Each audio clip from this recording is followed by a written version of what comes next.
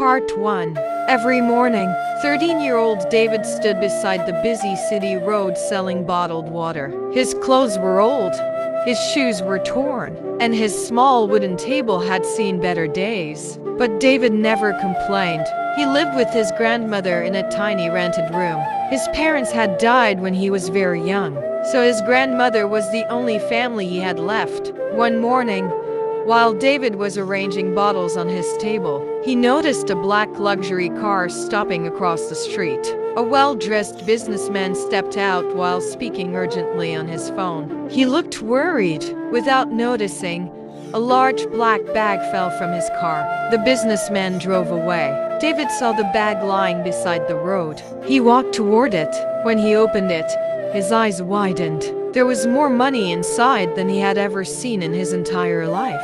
There were also important documents and a small envelope with the man's name written on it. David looked around. Nobody was watching. For a moment, he imagined what the money could do. He could buy food. He could pay his grandmother's rent. He could finally buy new shoes. He could even stop selling water forever. David closed the bag. Then he remembered something his grandmother always told him.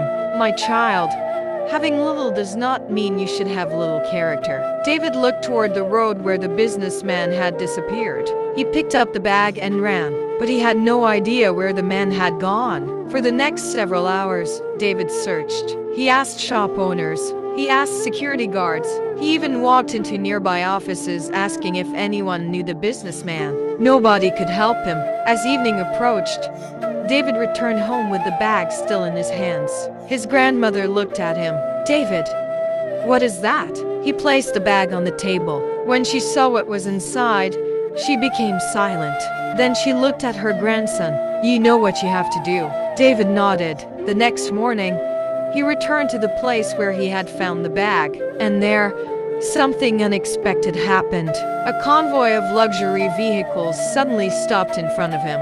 The businessman stepped out. His face was filled with desperation. He looked directly at David. "Young man, do you have my bag?" David slowly lifted it. "Yes, sir." The businessman stared at him in disbelief.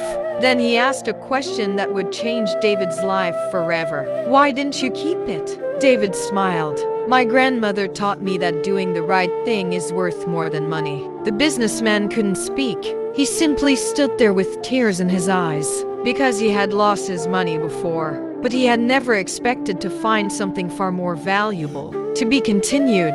Comment next for part 2. Follow for more.